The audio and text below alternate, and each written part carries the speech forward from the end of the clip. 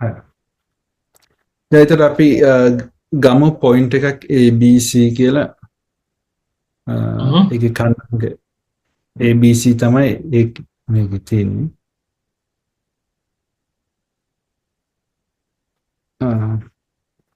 දැන් අපි මේ අපි ත්‍රිමාන ඒ කියන්නේ 3D වෙක්ටර් එකක් කියන්නේ අපිට ඒකේ කම්පෝනන්ට් තුනක් තියෙනවා. මොනවාද කම්පෝනන්ට්ස් තුන? I J K කියලා. එතකොට ඔබට මතකයි මේ I සහ J කියලා කියන්නේ පිළිවෙලින් x අක්ෂය සහ y අක්ෂය ඔස්සේ වන ඒකක දෛශික. x අක්ෂය ඔස්සේ වන ඒකක දෛශිකය I වුණා, y අක්ෂය ඔස්සේ වන ඒකක දෛශිකය J වුණා. හරි. එම තලයට ලම්බකව වන ඒකක දෛශිකය තමයි K දෛශිකය කියලා අරගෙන තියෙන්නේ සුලා. ඔව්. I J K කියන්නේ එතකොට යුනිට් වෙක්ටර්ස් තුනක්. ඔව්. Unit vectors along in the direction of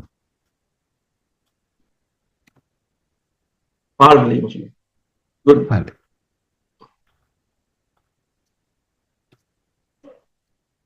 X, Y, and Z directions.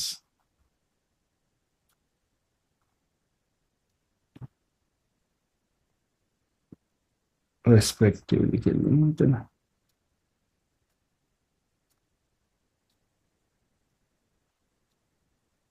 එතන කියලා තියෙන්නේ I කියන්නේ x දිශාවටත් J කියන්නේ y දිශාවටත් K කියන්නේ z දිශාවටත් වන ඒකක දෛශික තුනක්. මම මේක ඇන්දොත්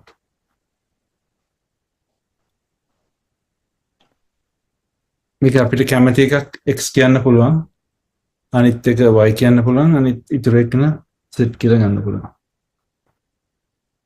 x y z. එතකොට මම මේකේ x දිශාවට තියෙන යුනිට් වෙක්ටර් එක I, එතකොට y දිශාවට තියෙන යුනිට් වෙක්ටර් එක J, z දිශාවට තියෙන එක නම් K කියලා ගන්න.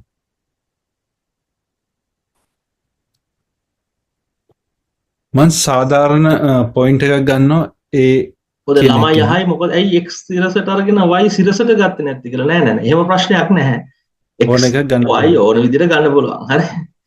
සාම්ප්‍රදායිකව අපි තිරසට x සිරසට y කියලා ගත්තට සිරස ඩිෆයින් වෙන්නේ ඉතින් අපිනේ. ඔව්. ඔව්. පැහැදිලි. හරි. අපි මෙතන A කියන කෙනෙක් ගමු. අන්න ඒ කියලා අවකාශය තුල වන ලක්ෂයක් ඔය. ඔව්. තලය නෙමෙයි. තලය නෙමෙයි ඒකේ තියෙන කීපයක් මත. අපි එක මේ හරියට පල්ලෙහාට ඇඳොත් මෙන්න මේ වගේ තැනකට තමයි එන්නේ.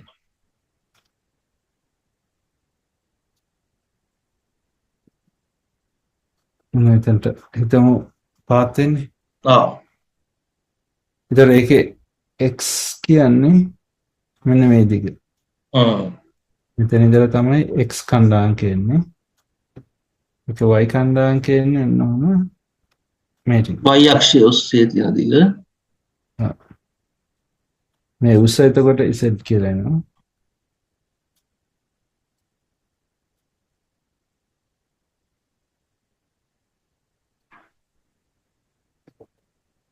හරි. දැන් මට එතකොට අපි දන්නවා කලිනුත් අපි කතා කරා වගේ මේකේ බිඳුව බිඳුව තමයි ඔරිජින් එක. ඔව් බිඳුව. ඒ කලින් තිබුණේ බිඳුවනේ. දැන් කොහොමද ඔරිජින් එක බිඳුව තව බිඳුවක් ආවේ? ඉතින් හරිනේ පුතේ කලින් ද්විමානීය දෛශික. දැන් ත්‍රිමානීය දෛශික වෙනකොට 3 dimensional vectors වෙනකොට අපිට ලක්ෂ 3ක් ගැන කතා කරන්න වෙනවා. තල 3ක් ගැන නේද? ඔව්. එතන අපිට මේක P2 දෛශිකය ඇන්දොත් මෙහෙම ඔය කියන එක නා. ඔව්.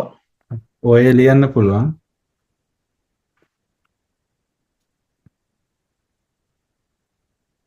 ඔය කියන වෙක්ටර් එක ලියන්න පුළුවන්. x x කියන්නේ ඒතර length එක x දිශාවට තියෙන length එක length එක. ඒක ඒකක දෛශිකයෙන් ගුණ කරාන් පස්සේ xi වෙනවා. xi වෙනවා. ඔක අපිට ඕන ඔප්පු කරලා පෙන්නන්නත් පුළුවන්. අපි බලමු. සුලා කොහොමද කරන්නේ කියලා. xi ඕනනම් එහෙම පෙන්වන්න පුළුවන්. ඕන අපි එක සැරේ ලියලා ඉමු සුලා. ඊට පස්සේ අපි පැහැදිලි කරමු කොහොමද ඔක එන්නේ කියලා. හරි. xi ධන yg දිශාවට තියෙන length එක y නේ. ඒතර y වැඩි කරනවා මේ පැත්තේ තියෙන unit vector එකෙන්. ඒතර yj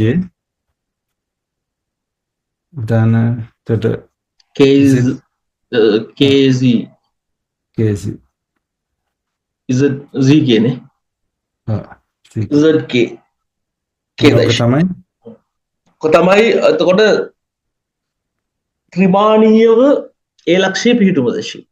ඊටන් දැස xi ධන yj set ඔසුලා අපිට ඕනනම් අර මූල ලක්ෂයේ ඉඳලා ඔය ඒට සිරස්ස පහළට ගෙහුවේ පොයින්ට් මේ රේඛාවක් ඒ ඉඳලා සිරස්ස පහළට තියෙන අන්නේ ඡේදනය වන තැනට රේඛාව මේ මූල ලක්ෂයේ ඉඳලා රේඛාවක් ඇඳලා අපිට ඕනනම් ඔක දෛශික ආකලන පිළිබඳ ත්‍රිකෝණ නියම දාලා ඔක ඔප්පු කරන්නත් පුළුවන් නේ. OA සමානයි. ඔව් එහෙම තමයි ඔප්පු කරන්නේ.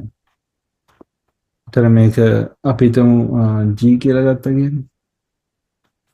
OA ලියන්න පුළුවන් OG ධන GA. මම මෙතනත් අකුරක් දාගන්නම් d කියලා.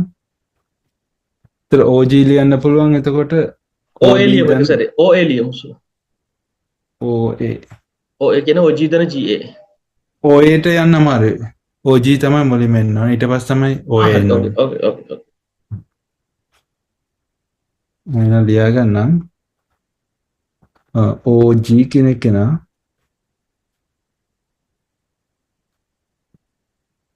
OG කියන කෙනා නේද අර ත්‍රිකෝණය ගන්නෙ ODG කියන ත්‍රිකෝණයෙන් තමයි මේක එන්නේ.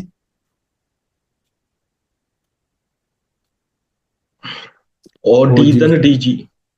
අනේ OD ධන DG. නෑ DG. OD කියන කෙනා අපි දන්නවා x times i කියලා යන xi xi ධන dg අපි දන්නවද yj ඒ කියන්නේ අර dg කියන එකනයි අර අපි ගත්තොත් මෙතන de කියලා එතකොට oe කියන එකනයි සමාන්තරයි ඒකින්ද තමයි අපිට ඒක මේ y කියලා ගන්න පුළුවන් yj තමයි og වෙන්නේ ඊට පස්සේ මට සලකන්න වෙනවා OGA කියන ත්‍රිකෝණය. OGA කියන ත්‍රිකෝණය ගත්තොත් OA ලියන්න පුළුවන්. OA කියන එක ලියන්න පුළුවන්. OG ධන GA කියලා නේ. OG ධන GA. OA ලියන්න පුළුවන් OG ධන GA. ඒතර අපි OG කියන එක දැන් හොයාගත්තා xi ධන yj කියලා. OG වලට තියමු xi ධන yj. OG වලට තියමු xi ධන yj.